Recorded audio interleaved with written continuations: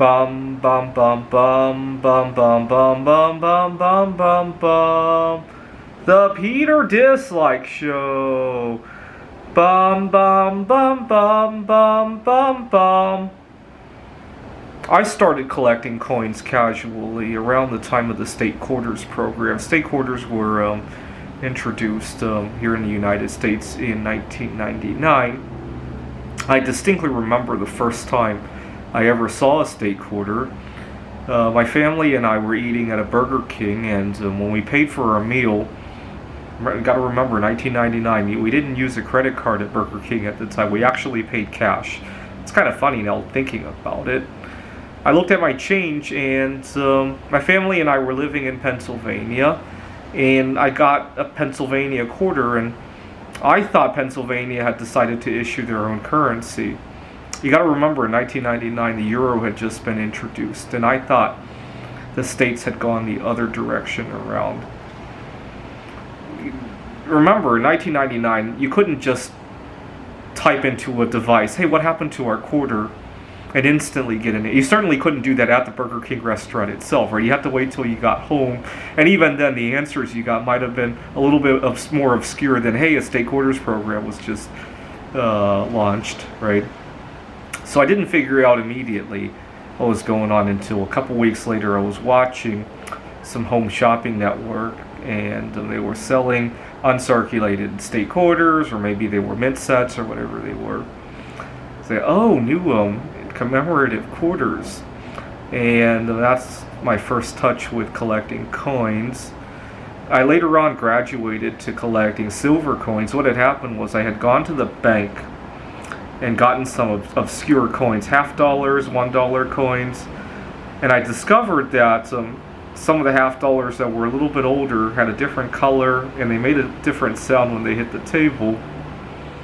And I figured out that they were silver. So between 1965 and 1969, $50 were made of 40% silver, and then before that they were 90% silver. And to my dismay, they were only worth a little bit more than, I think the 40% silver $50 are only worth 65, 70 cents a piece. Not long after that, my family, my mom and dad were arguing every night about all the money that my dad had been losing in the stock market. And I thought to myself, and I told my dad, why don't you buy 40% silver $50? You could buy them for 65, 70 cents a coin, and there would be a limited amount of downside you could risk, right? I remember even finding a website that was selling $1,000 face value bags of 40% silver $50. I distinctly remember what that page looked like. It was Monex, and they were selling it for $1,300 something. I distinctly can remember that site. And I showed my dad. He thought I was crazy. And you got to remember, I had been searching rolls and rolls of coins, and my homework had slipped, and now I was encouraging my dad to do it. He thought I was crazy. He was like, why don't you just focus on your homework? I think one day you could earn a lot more than whatever coins you're finding in rolls of coins. Anyway, that was 20-some years ago now. So I distinctly remember there was so little to lose and so much room to gain. I didn't realize it at the time, but what I was describing was called a Pascal's wager, right? When a wager has so little room for loss, but an infinite amount of potential to gain, right? So, for example, right now as I speak, there's a lot of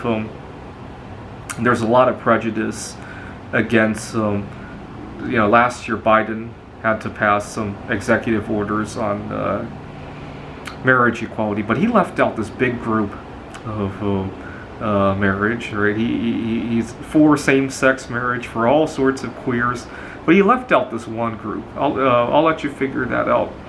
But I think it's a mistake, because if you think about it, what is the loss for allowing this one group to marry? Well, not much, right? But what is the potential loss for not allowing it? Well, you could miss out on all the innovation that this group of people could bring to the table, right? So right now, as I speak, we haven't had a U.S. president who was homosexual since James Buchanan. It's been almost 200 years. Imagine all the creative ideas that we've missed out on just from closing off our leadership to such groups of people, right? There's a lot of people in relationships that probably shouldn't be there because they just want to be accepted for who they are, right? Which is sad, right? People should be who they are, not who they think will be accepted, right? Right. Last year we celebrated the 125th anniversary of the first chemical elements to be discovered by women. If you look at the entire periodic table, I don't think we have an element that's been discovered by a solo sexual. I think in large part because we exclude them systemically, right? It's not like we don't allow them to go to school and get a PhD or anything, but there's a lot of barriers that prevent creative things from coming out of this group of people, right? And so it's a Pascal's wager, right? I'll let you decide which side of the wager you want to. Would you rather risk, maybe a fun laugh at somebody who has married themselves, or would you rather take this much bigger risk of losing out on innovation, inventions, creativity, because you decide to exclude it? It's called a Pascal's wager, right? Which one would you rather lose, right?